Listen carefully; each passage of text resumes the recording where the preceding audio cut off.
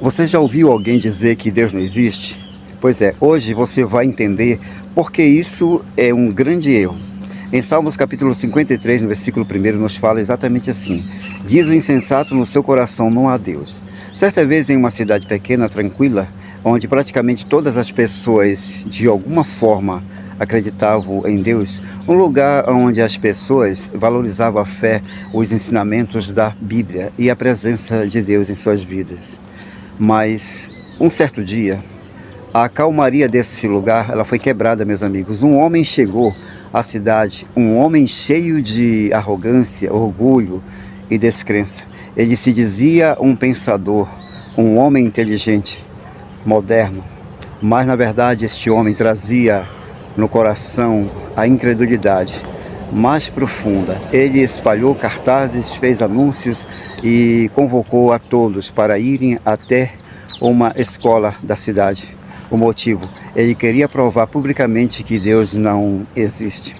Então a notícia se espalhou como fogo e, curiosamente, quem lotou aquele lugar não foram os que duvidavam, mas sim homens, mulheres de fé, cristãos corajosos ou curiosos, pais, mães, jovens, todos queriam entender como alguém teria a ousadia de enfrentar o próprio Deus.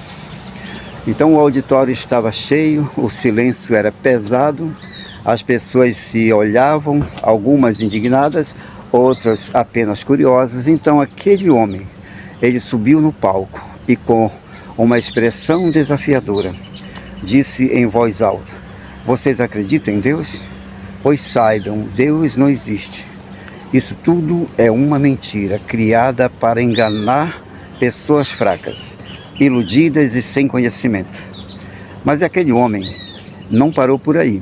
Ele encheu o peito, apertou os punhos, olhou para o teto e ousou fazer o que poucos sequer imaginariam. Olhando para o teto, aquele homem, meus queridos, disse: Deus, se tu realmente existe, se tu és real, então eu te desafio agora. Me mata aqui e agora. Eu vou te dar um minuto para provar que tu existe.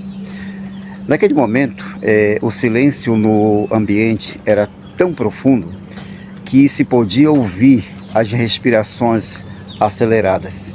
Algumas pessoas olharam para o teto, outros se entreolharam. O desafio, meus queridos, estava lançado.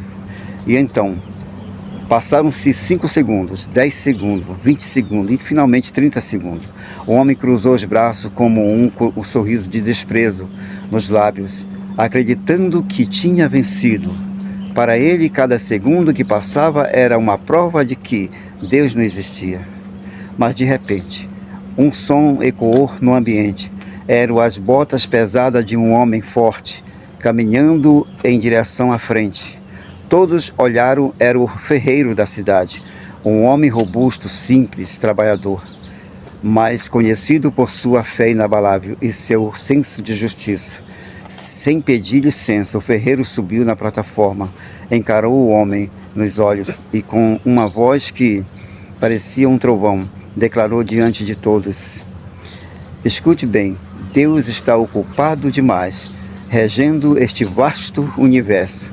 Ele governa estrelas, mares, planetas, vidas e destinos, para perder tempo com um inseto arrogante como você. O auditório ficou em choque, silêncio total. E antes que o homem pudesse reagir, o ferreiro, com uma mão só, agarrou aquele homem incrédulo pelo colarinho e com toda a sua força o lançou para fora da plataforma, jogando ele no chão, como quem lança algo que não presta. O barulho da queda foi seguido, meus amigos, por algo ainda mais impactante, uma explosão de aplauso. O auditório inteiro se levantou em pé, batendo palmas, vibrando, gritando, celebrando, não pela violência, mas pela coragem e pela defesa da fé. O homem incrédulo, humilhado, levantou-se, pegou seus papéis e saiu cabisbaixo, sabendo que, naquele lugar, ninguém aceitaria que Deus fosse desafiado e zombado. O que aconteceu ali Foi mais do que um embate entre um homem e outro. Foi um lembrete vivo de que Deus não precisa provar nada para ninguém.